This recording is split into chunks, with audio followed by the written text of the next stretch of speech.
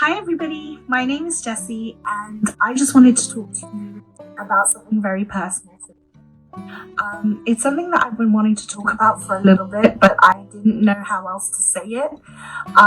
But essentially, I'm going to start fresh. I want to introduce something so important to me and something huge in my heart, and it's called the emotion exchange.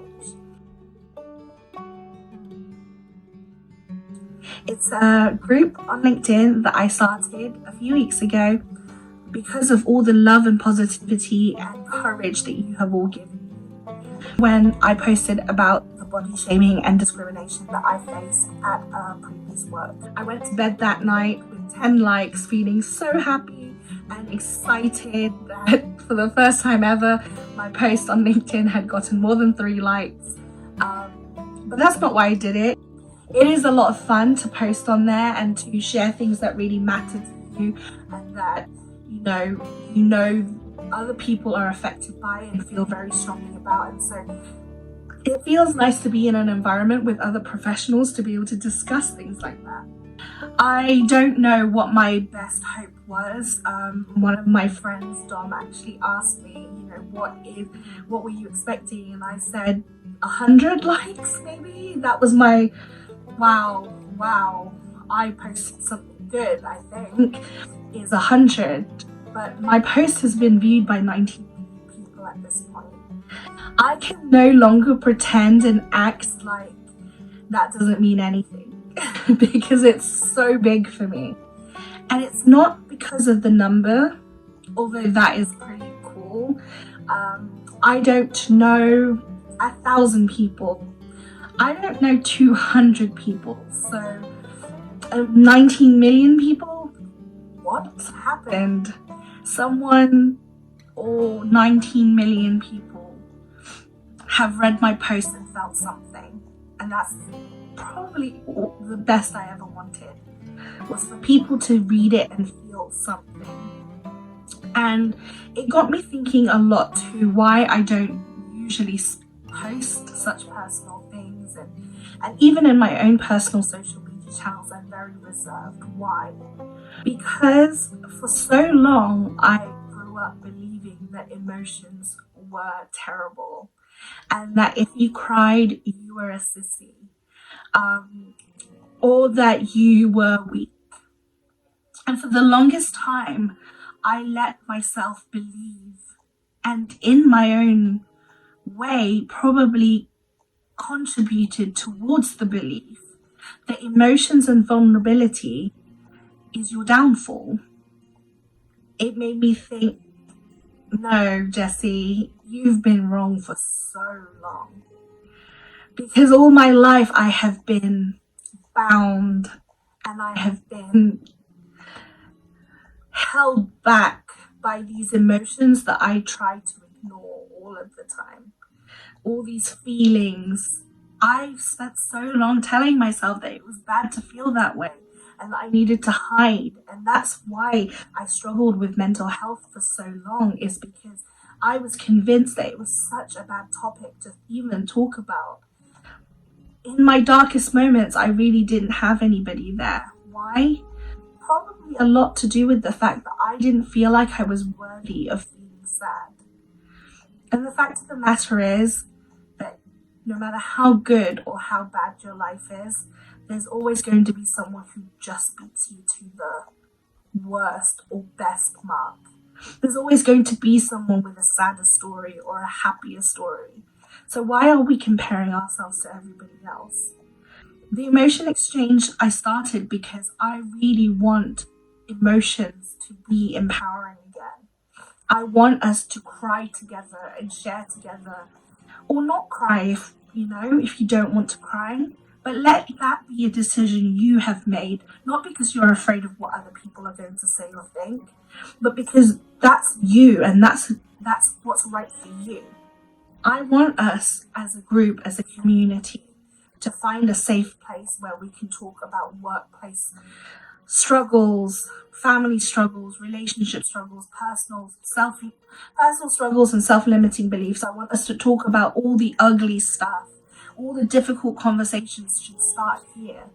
because you are in a safe space, and that's where the emotion exchange will be for you. It will be a safe space where you can learn, you can find out more, you can teach other people, empower. The world is tough right now. It has been for a long time, but right now it's so tough.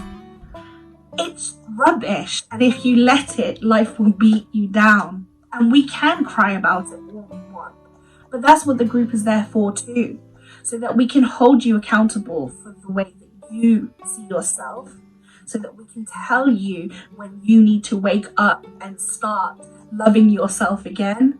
And so that also when we come to this place, when we come to the emotion exchange and we have emotions and things that are holding us back and hurting us, we can share them and have people listen and have people give us advice or their experiences.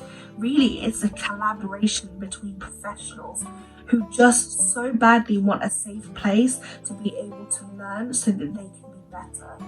And this is why we need to start gathering the people that actually want to see you thrive and want you to succeed and want to be your biggest cheerleader. We want to gather them in one place where we all feel safe, we all feel welcome, acknowledged, heard, and valued. So I've had some amazing people reach out to me. I've had lawyers, I've had activists, I've had body coaches. So I've had these people reach out to me saying, what can we do to help you? We're really sorry about your story, and kind, amazing messages. And then there's also the other aspect of you guys, other people who are just ordinary, amazing people who just have so much kindness and so much care and courage that they want to share. This place is a safe place for everybody to learn. I have said things out of line before, and even though in my heart I 100% know, and everybody who knows me knows that there is no malice in my heart, I'm sure that I have said things to upset people in the past. Last week, when I hashtagged Fat Girls of LinkedIn, my error thinking that I was reclaiming such a derogatory term for me, I thought I was reclaiming that power, but actually some woke people told me that actually you're highlighting something that doesn't need to be highlighted when the conversation isn't about that anymore.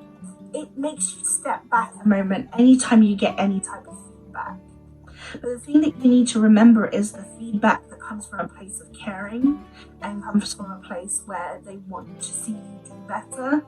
That's the ones those are the ones you should be listening to. Those are the ones that you should be taking note of. If you are one of those people who genuinely has compassion and a love for humanity, and you want to help and make a difference to people's lives, then join our group. Together, mutually, we can create leaders in this group. And isn't that an amazing, scary thing to be part of? The chance that we could potentially be making the next president, the next prime minister. We could be helping form the greatest thinkers of future generations, all in this group. And it came, one day we can say that it came from a complete place of positivity. The emotion exchange, if I had to sum it up into one very short, neat package, I want it to just be a place where you can feel like you can be yourself without being ashamed. I want it to be a place where we all give each other permission to love ourselves and love each other, and for that to not make us weak. I want us to have a place to cry or laugh or be angry, but knowing that we are surrounded by so much positive energy. So let's do this together. Let's bet on ourselves. Let's think more positively, but most of all, let's exchange emotions together, starting from today. I'll see you there.